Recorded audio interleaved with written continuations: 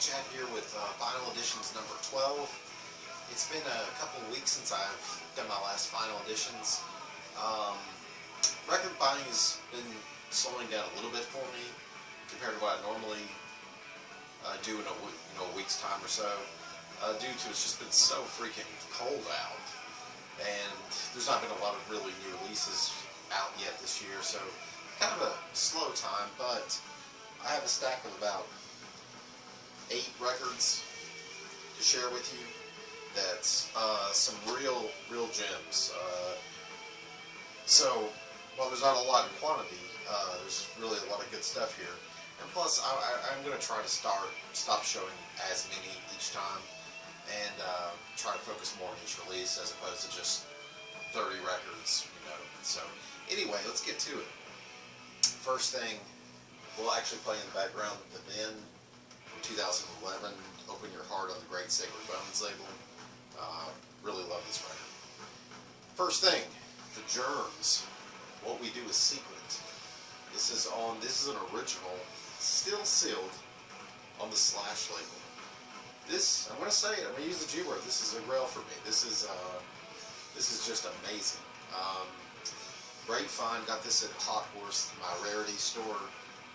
Got a great deal on it. And just a great set of songs. You see the back there. This is from 1981. The Germs are one of my favorite punk bands of all time, and I was just so excited to get this. There's a couple of live tracks on this one. Just a great release. I'm just really glad to have it, and to be an original, still sealed. You just don't come across these too often, so there you go. Second thing, this is an amazing record. This record knocks me flat. I mean, it just slays me. John Kell and Terry Riley's Church of Anarchy. This is from 1972. This is a reissue, of course, on the Columbia label. John Kell, fresh out of Velvet Underground, collaborates with the great minimalist composer Terry Riley. There's 6 songs on this album.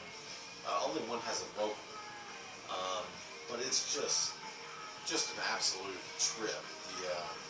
Love how intense the music gets, how the percussion just starts, syncing up to how hard Terry Riley's hitting the keys. It's an amazing record. And I'm sure it's been shown. I've just never seen it shown. But this is a record that needs more praise, and it is just phenomenal. And really glad to get this. Got this reissue for I think $15. So that was a great deal. Nothing too fancy. Just a standard. It's actually just a standard wide jacket, black vinyl release. But the music just absolutely blew me away. So highly recommended. 10 out of 10 for me. Another reissue that I was really excited to see, Harmonia and Eno 76. This is the Tracks and Traces reissue. This is on the Braunland label.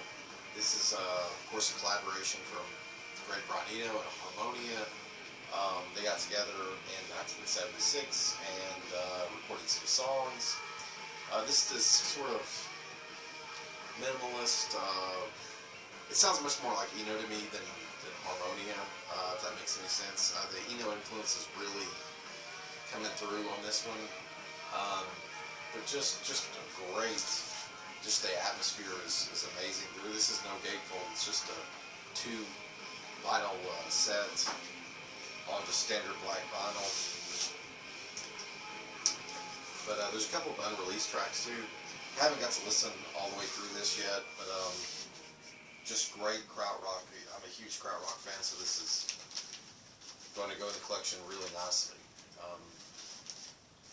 You see the cover there, with Michael Rother. Just awesome stuff. Here's another punk rarity. Throbbing Gristle. Mission is terminated. You see this very offensive cover there of Pope John Paul II.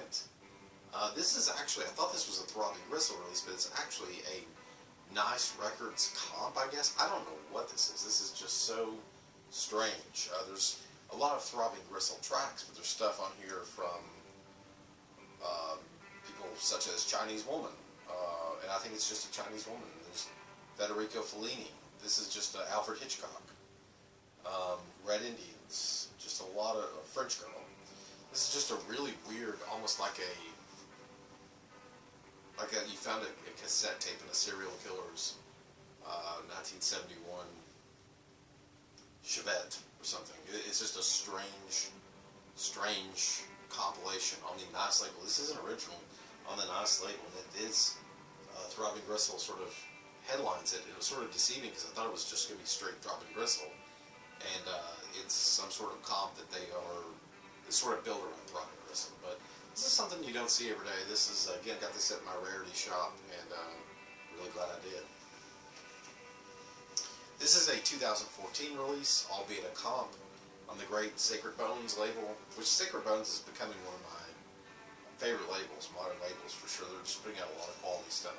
This is an amazing comp. This is called Killed by Death Rock Volume 1. This came out last week, again on Sacred Bones, and it is a compilation of death rock, mostly early 80s, mid 80s, death rock, goth punk, whatever you want to call it.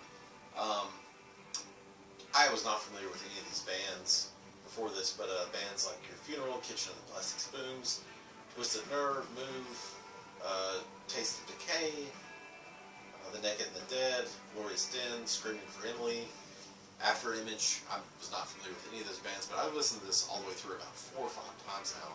It's just been my soundtrack for the week, and it is fantastic. It is just an amazing comp. I don't see another comp topping this for this year. It's amazing that they got this out. So highly recommend this. This is on black vinyl, but they did do 1,000 in limited edition pink. You see it there, and it comes with a insert that tells more about the bands. A lot of these were released on 7 inches. Some of these bands just did like 1 or 2 songs and broke up. So this is a lot of rare stuff that, to my understanding, the founder of, or one of the co-founders of Sacred Bones, this was sort of a pet project of his, and he went ahead and pressed it for the rest of us to enjoy. And if you're into that type of stuff, stuff like, trying to think of something, The Birthday Party, even maybe Early Cure, stuff like that, check it out. It's really good. This is a local Knoxville band called Daddy Don't. This is their debut album. Came out last year. Got this at a show for $10. They're a really great band. Tough to describe their sound. Sort of avant-garde rock. Really good stuff. I'm sure they have Bandcamp and things like that. Definitely check them out. Called Daddy Don't, self-titled album. This is a classic. Got this at a great deal. The Last Poets. This is Madness. This is from the early 1970s. If you're a fan of Gil Scott-Heron, it's immediately what comes to mind. Black Power, spoken word, sort of predates rap as far as, but very black empowering message. Great cover there. Social conscious, political, black music. It's just phenomenal. Really dug this, and got it for $5. Yeah, this is, I don't know what record label this is on, but highly recommend that. And also got this is my cheap one out of the stack. Got this for 50 cents. The Isaac Hayes Movement. This is one that you don't see. It's not rare, but you don't see it as much as Hot Buttered Soul or some of the other ones that pop up everywhere. This is still on stacks. This is from, I think, the mid-70s, and it's actually really good. Look at Isaac there in his zebra outfit. It's actually really good. I was leery because I love Hot Buttered Soul, love Black Moses, love a lot of stuff, but as time goes by, the quality, in my opinion, suffers. But this is actually one that Isaac has still got a little fire in his belly. So there you have it. Final Editions number 12. Hope you enjoyed it. I've been really enjoying all of your videos. Yeah, so take care.